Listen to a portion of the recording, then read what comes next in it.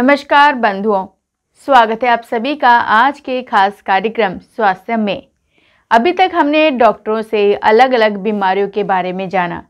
इस एपिसोड को बनाने का हमारा मुख्य उद्देश्य यह है कि तमाम बीमारियां जो अभी तक बताई गई हैं वे सभी जानकारियां हमारे चैनल पर प्लेलिस्ट में उपलब्ध है। उनमें से कुछ जानकारियों पर नज़र डालते हैं।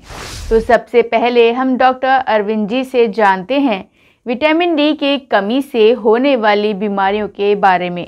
तो कई बार जो छोटे बच्चे होते हैं वो बच्चे अपन को पाँव में दर्द बताते हैं, मेरी पिंडलियाँ दुख रही हैं, मेरे पंजे दुख रहे हैं, मेरी एडी दुख रही है। जब वो खेल के आते हैं तो बताते हैं मेरे तो दर्द हो रहा है, रात को सोते हैं तो मेरी पिंडलियाँ दुख रही है, मेरी पिंडलियाँ दुख रही। तो ऐसे दर्द बताते हैं तो अपने पेरेंट्स से उसको नज़रअंदाज कर देते हैं कि ये कुछ भी नहीं है, ऐसे ही बच्चा बहाना बना रहा है या स्कूल जाने का मन नहीं है। ऐसा नहीं होता, बच्चों को कुछ प्रॉब्लम है इसलिए बच्चा ऐसा कर रहा है। तो मोस्टली ये जो पाँव में दर्द होता है, पिंडलियों में दर्द होता है, ये होता क्यों है? ये बच्चों में विटामिन B12 और विटामिन डी की कमी की वजह से होता है। इस वजह से बच्चों को पिंडलियों में दर्द होता है। तो ये होता क्यों कम है? क्योंकि बच्चे होते हैं आजकल जो उनका खान पीन है, जो भी है हैबिट है, वो पहले की तुलना में काफ़ी कमज़ोर हो गई है। पहले बच्चे सब चीज़ खा लेते, आजकल चूजे हो गए एकदम ही, वो चीज़ें खाते। इस वजह से क्या बच्चों में विटामिन B12 और विटामिन डी की कमी हो जाती है। एक बार एक पेरेंट्स मेरे पास आते हैं, वो मेरे को कहते हैं सर ये मेरा बच्चा है, 7-8 साल का बच्चा था, तो जब डांस क्लास करके आता है तो पिंडली में दर्द या पाँव में दर्द बताता है। तो पेरेंट्स ने बताया कि इसका हमें ये लगता है कि बच्चे का डांस करने का मन नहीं है, डांस का दूसरा टाइप का डांस करना चाहता है, इस वजह से ये बता रहा है। बाकी ऐसा नहीं, हमने उसकी जांच कराई तो पता चला उसमें विटामिन B12 और विटामिन डी दोनों की कमी थी। डॉक्टर महेश जी से जानते हैं कि ट्राइकोबिजार क्या है और इसके लक्षण क्या होते हैं। देखिए, ट्राइकोबिजार एक दुर्लभ बीमारी है। ट्राइकोबिजार का जो लिटरल मीनिंग होता है, ट्राइको मीन्स हेयर, बेजोर मतलब इंटेस्टाइन के अंदर सॉलिड मास बन जाना किसी चीज़ का। ट्राइकोबिजार हेयर का एक्यूमुलेट होके एक मास बना लेना स्टोमक के अंदर।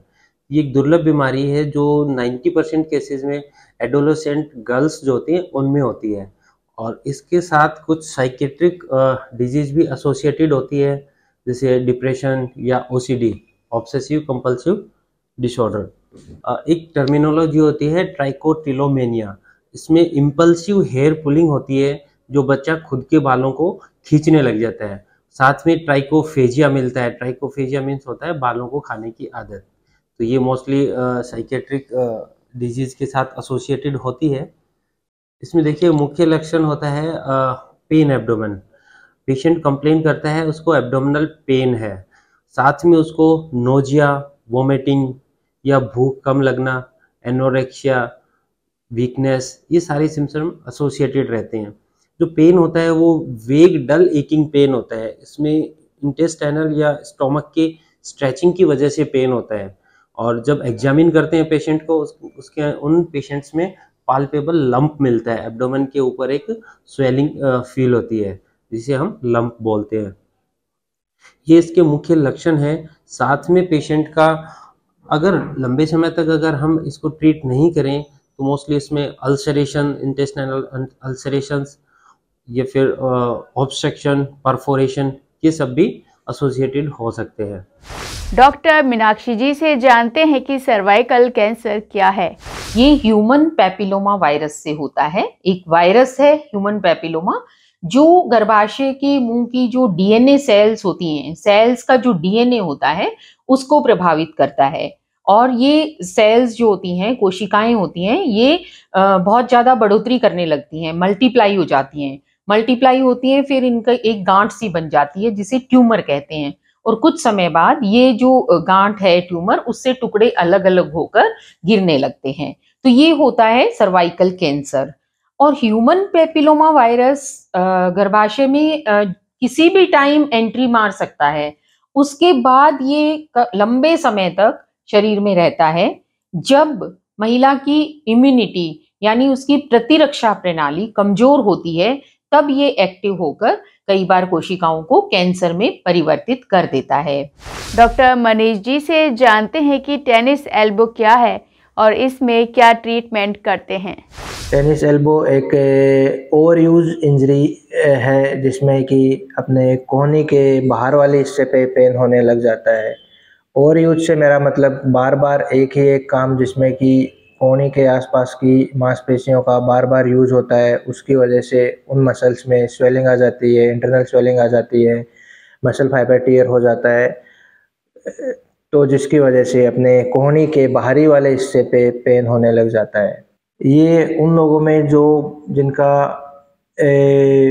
जो भी रेगुलर काम में एक्टिविटी में रिस्ट का कलाई का बार बार वो यूज़ होता है, जैसे कि स्क्रू ड्राइवर कसने में, या स्पेशली लेडीज़ लोगों को जिनको कि खाना बनाने के टाइम पे, बर्तन धोने के टाइम पे, जिसमें कि रिपीटेटिव बार बार अपने रिस्ट जॉइंट का मूवमेंट होता है, तो जो मांसपेशियां जो कि अपने रिस्ट से लेके एल्बो तक होती है, जिसमें एल्बो में जहाँ से हड्डी से जुड़ी रहती है वहाँ पे इन्फ्लामेशन और मसल फाइबर टियर हो जाता है।